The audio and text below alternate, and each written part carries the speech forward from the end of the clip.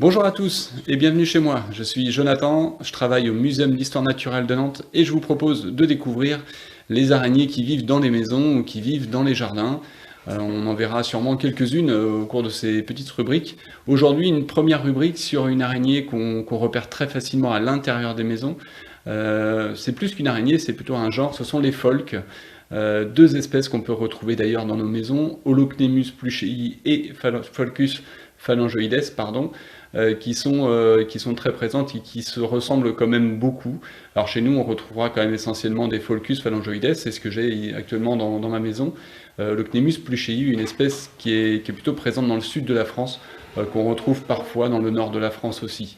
Donc là, on va faire un tout petit tour de caméra pour aller découvrir cette araignée, très particulière, mais que vous allez reconnaître assez facilement.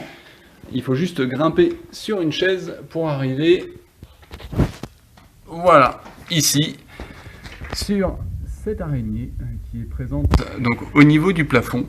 Donc là, le Pholcus phalangoides est très reconnaissable à ses très grandes pattes et un corps plus petit en comparaison, très petit même d'ailleurs en comparaison.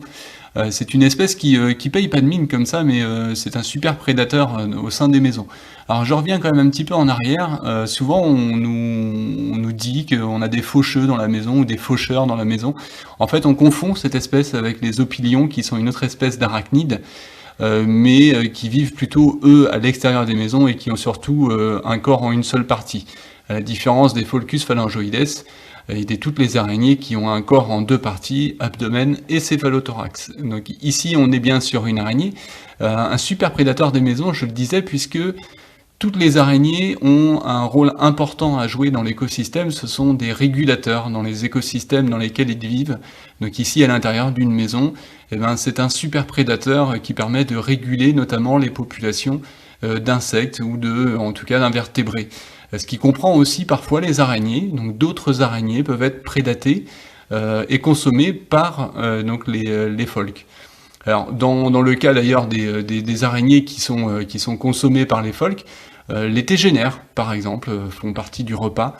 Lorsqu'il commence à manquer un petit peu de proie, les pholques s'attaquent aux tégénères. Donc les tégénères, ce sont ces araignées qui parfois, alors je vais refaire un petit tour de caméra, on retrouve dans les salles de bain ou dans les points humides. Alors c'est une espèce qu'on n'aime pas forcément trop rencontrer puisqu'elle est assez impressionnante, assez sombre, a un corps beaucoup plus massif que le pholque. Et on la retrouve effectivement derrière des placards ou dans les recoins un petit peu humides. Et le pholque se nourrit de ces espèces-là. Donc ça limite aussi les populations de tégénères. Donc c'est vraiment le rôle des araignées de pouvoir réguler les populations d'invertébrés. Alors je reviens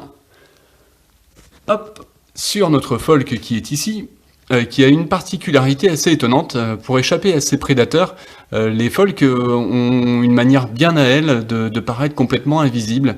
Alors elles sont très visibles, elles n'ont pas de repères dans une maison pour se cacher, et des araignées font des toiles avec des repères pour se protéger.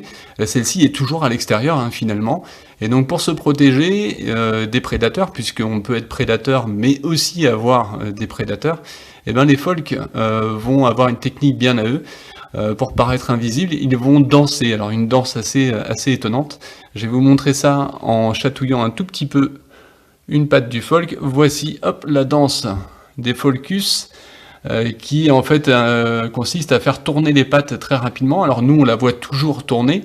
Imaginez qu'un prédateur ne la verra pas. Pour lui, là, le pholque a complètement disparu. Donc les mouvements sont trop rapides et c'est son système de prédilection pour échapper à des prédateurs.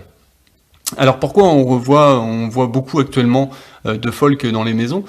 Tout simplement parce que les mâles émergent plutôt au printemps, alors que les femelles peuvent être présentes toute l'année. Donc là on est vraiment sur une phase où le printemps on retrouve énormément de diversité d'araignées.